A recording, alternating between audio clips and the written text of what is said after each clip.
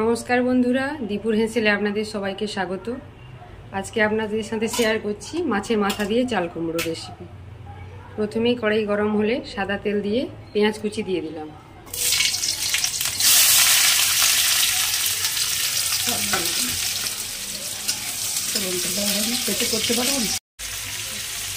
এখন দিয়ে দিচ্ছি সেদ্ধ করে রাখা চাল কুমড়ো।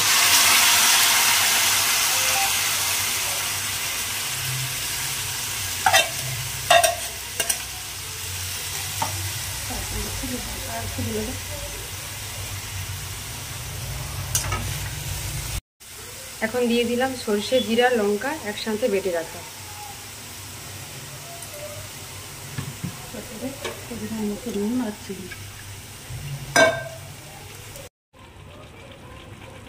চাল কুমড়ো আগে থেকে নুন হলুদ দিয়ে সেদ্ধ করে রাখা ছিল। এখন দিয়ে দিচ্ছি স্বাদ মতো চিনি।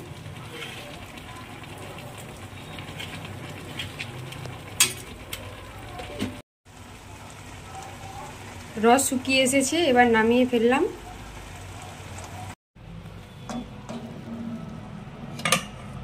রান্না সম্পূর্ণ, এখন নামিয়ে নেওয়া হলো চাল কুমড়োর ইউনিক একটা রেসিপি। কেমন হয়েছে জানিও বন্ধুরা।